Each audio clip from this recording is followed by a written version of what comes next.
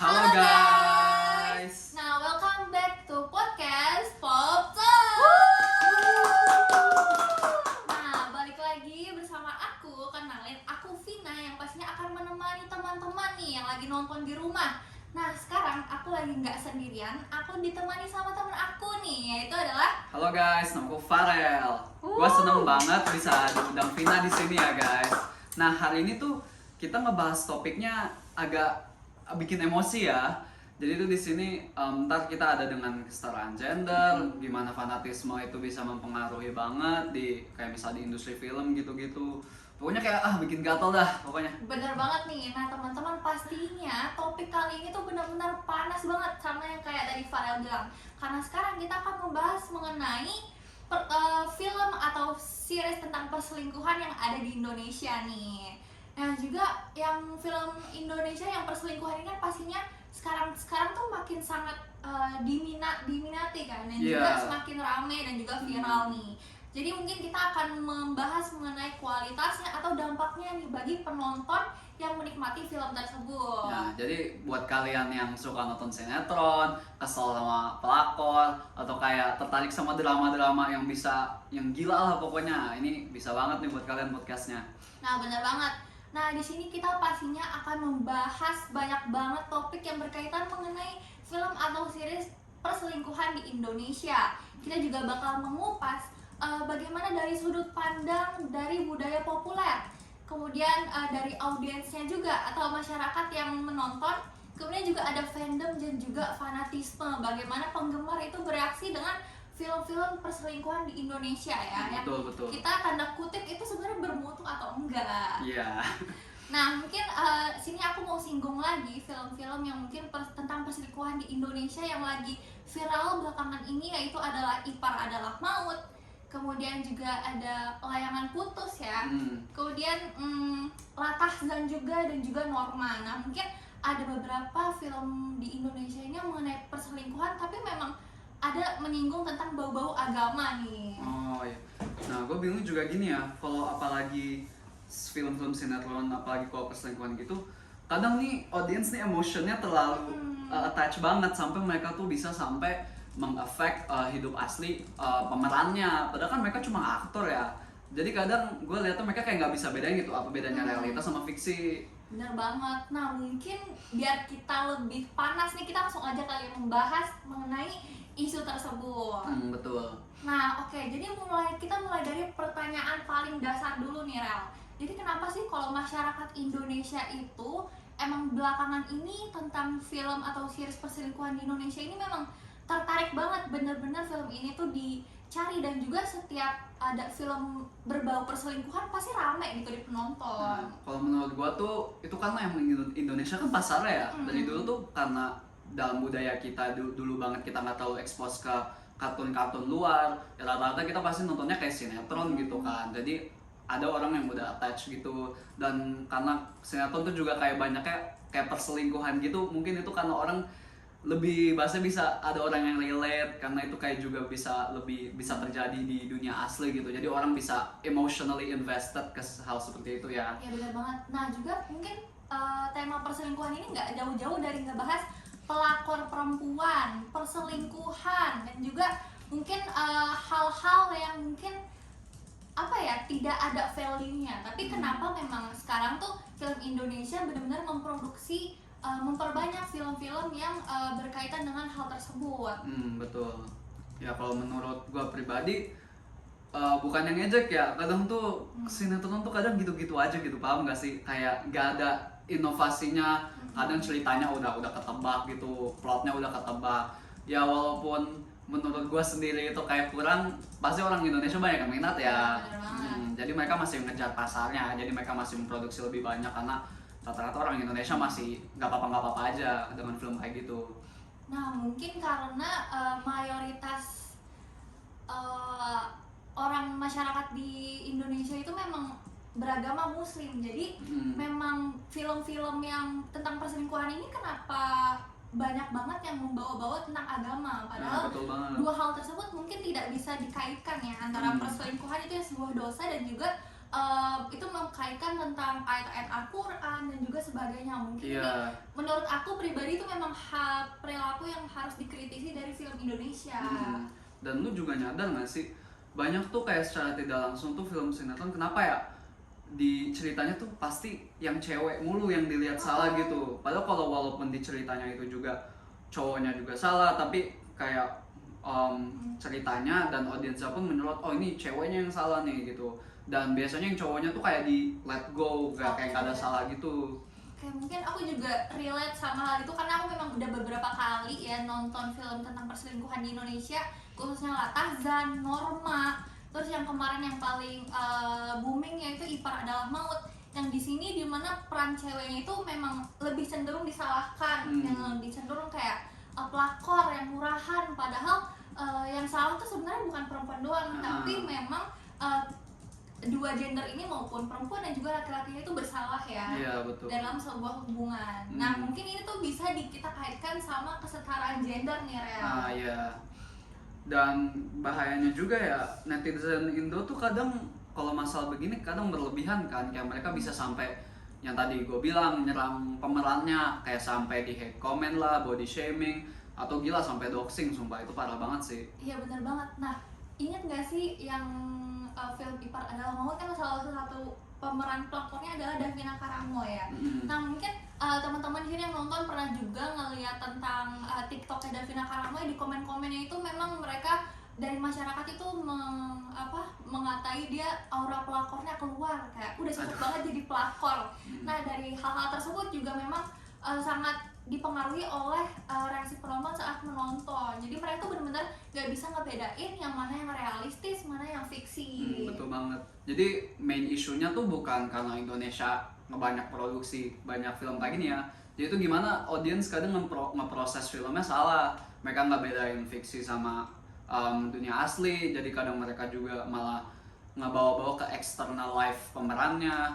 Dan gak tahu kenapa tuh karena hal ini juga marketnya makin naik. Jadi Indonesia bikin-bikin terus gitu kan. Jadi agak aneh gitu dilihatnya.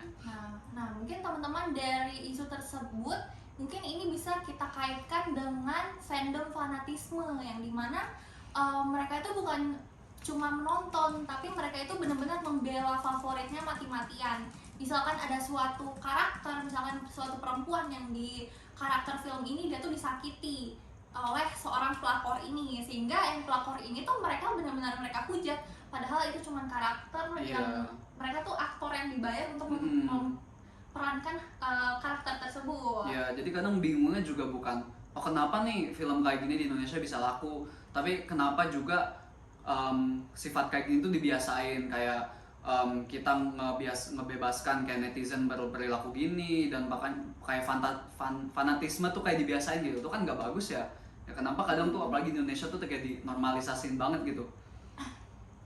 Ya menurutku juga jangan sampai nih masyarakat Indonesia yang mungkin pecinta film Indonesia jangan sampai untuk bener-bener itu tuh nggak bisa ngebedain mana yang realistis, mana yang juga itu tuh cuma fiksi. Jadi memang kenapa film perselingkuhan laku, karena memang tahu nggak sih kalau dari di kisah-kisah nyata, misalkan di Twitter mungkin video perselingkuhan menggerebek gitu kan, di videoin kan korban. Nah juga dari video itu viral nih dan juga booming di sosial media. Jadi memang perselingkuhan ini memang sekarang lagi panas-panasnya, sehingga memang memperbanyak atensi publik terhadap isu tersebut. Iya, apalagi kan kalau kayak gitu itu bahasanya kita ngelihat hidup orang lain dalam media, terus orang ngelihatnya itu kayak sebagai entertainment gitu kan. Nah, kamu mau tahu salah satu contoh nggak nih? Apa tuh? Nah, itu tuh ada meme-nya gitu, pokoknya kayak it's my dream mas, it's my dream gitu kan. Oke, layangan putus juga. Nah, betul. Oke. It's my dream mas, not her. Iya betul. Oke. Nah, mungkin karena dari tadi kita sudah membahas kesetaraan gender, tapi mungkin teman-teman sini belum tahu nih kesetaraan gender menurut pengertian pastinya itu apa. Nah, mungkin sini aku bantu jelasin ya. Jadi di sini itu kesetaraan gender itu sendiri itu menurut Hunga dan juga Mahatma 2020 itu adalah adanya persamaan hak antara laki-laki dan juga perempuan, dan juga tanpa memprioritaskan salah satu jenis kelamin. Nah, sedangkan dalam film layangan putus tersebut, pihak Kinan itu benar-benar digambarkan sebagai pihak yang sangat sengsara nih, dimana suaminya Aris kan sudah jelas-jelas dia terbukti selingkuh. Bukti-buktinya sudah ada di mana-mana, seperti bukti transfer, bukti pembelian, dia memanjakan pelakornya, memanjakan simpenannya. Nah, tapi pas hal tersebut sudah benar-benar dibuktikan kalau Aris itu salah, malah kayak Aris ini marah karena dia tuh dituduh yang tidak jelas sama istrinya ini. Playing victim gitu ya. Benar, nah playing victim. Nah, dimana di sini benar-benar Kinan itu digambarkan sebagai korban patriarki, dimana dia tuh harus patuh sama suaminya, dia nggak boleh melawan suaminya, dia juga benar-benar dari teman-temannya itu membenarkan perilaku perselingkuhan tersebut. Gitu. Itu parah banget sih. Jadi kayak di sini benar-benar kelihatan kalau posisi Kinan itu sebagai perempuan memang sebagai dijadikan sangat korban. Yang pelakunya sendiri dia tuh playing victim.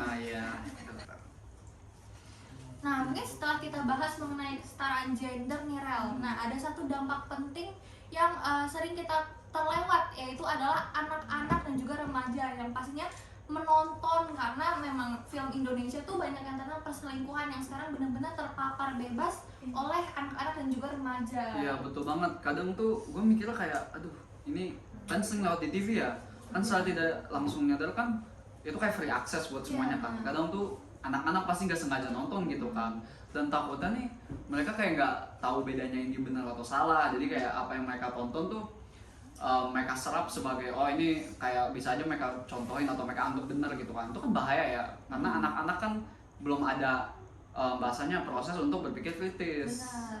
Nah, apalagi yang paling aku kritisi di film perselingkuhan Indonesia ini, memang di bioskop itu adegan perselingkuhan itu memang termasuk vulgar ya. Mereka nggak ada sensor, misalkan berciuman atau mereka melakukan hubungan badan tanpa status suami istri. Nah, itu benar-benar ditunjukkan di film Indonesia di bioskop, yang dimana anak-anak dan juga remaja itu bisa nonton secara bebas. Jadi mungkin di situ benar-benar bisa merusak mental dan juga emosional para penontonnya. Mereka mungkin karena terpapar hal tersebut, mereka benar-benar mengira kalau pelakor atau perselingkuhan itu memang dinormalisasi ya kan. Apalagi kadang kan kalau film Indo nggak ada jelas kayak batas usianya gitu kan. Jadi kan orang tanpa sadar kayak oh ini dikirain aman gitu kan.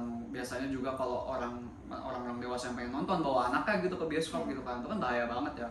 Dan dimana mungkin anak-anak dan remaja ini yang belum memiliki kedewasaan secara emosional, dia benar-benar mengira kalau misalnya adegan yang ada di film perselingkuhan Indonesia ini secara reality gitu, bukan secara fiksi. Jadi mereka benar-benar mungkin ya itu melakukan fanatisme seperti hate comment.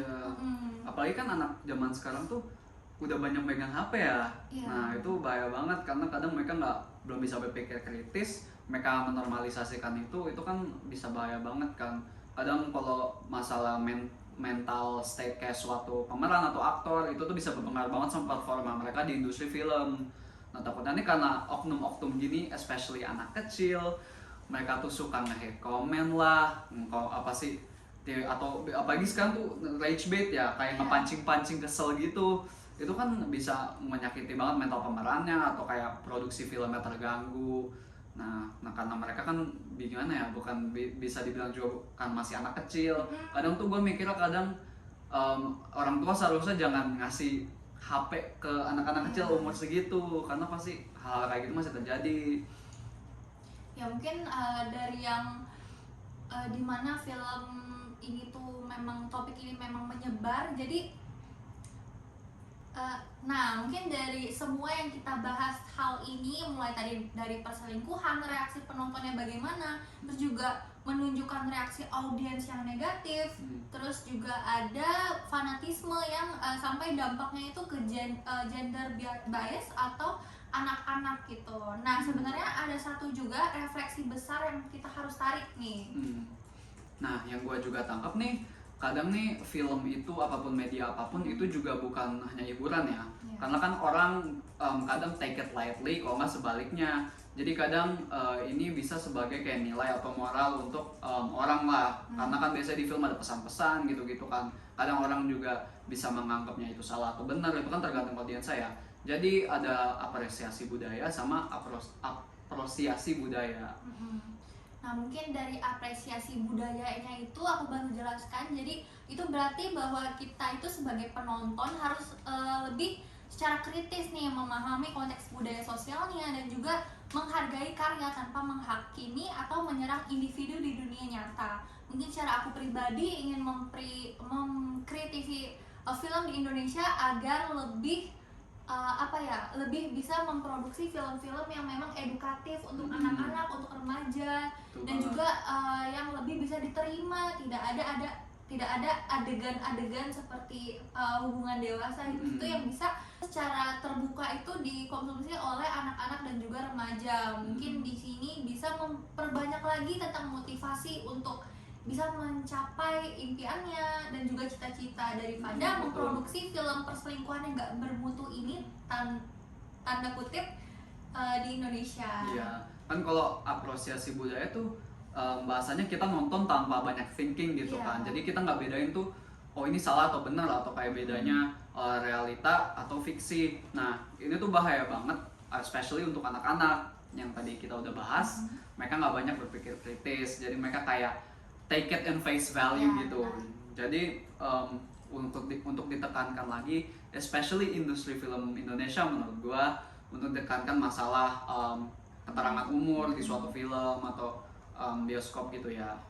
Ya mungkin juga jangan sampai menormalisasi ketimpangan ya seperti perselingkuhan itu karena melanggar norma.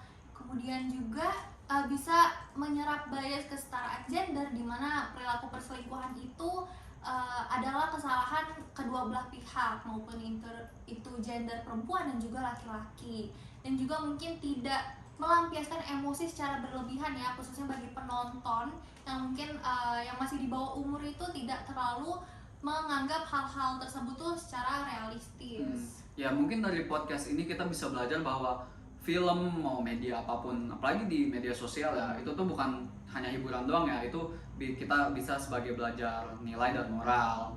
Makanya tadi kita yang udah bilang ada apresiasi budaya, ada apresiasi budaya. Ya, nah mungkin jadi semoga obrolan kita hari ini yang pastinya hari ini tuh obrolan kita lumayan berat ya. Nah, cuman teman-teman semoga teman-teman bisa memahami hal tersebut dengan santai karena mungkin di sini adalah suatu topik yang mungkin teman-teman itu relate sendiri. Mungkin dari teman-teman kemarin abis nonton film Ipar Adalah Maut, kemudian Layangan Putus, mungkin teman-teman bisa mengetahui adegan-adegan yang kita omongin barusan itu teman-teman bisa ingat. Emang ada ya, itu mungkin adegan tersebut memang mengandung kesetaraan gender atau yang lain-lainnya. Jadi podcast ini lebih untuk mengeducate kalian ya bahasanya. Untuk bisa lebih kritis mengenai film Indonesia dan juga nggak secara gamblang itu apalagi meniru hal-hal tersebut ya. Betul. Nah, untuk terima kasih guys telah nonton podcast kami. Pokoknya seru banget deh. Terima kasih Vina udah mengundang gue ya. Sama-sama Farel. Bye guys. Bye guys.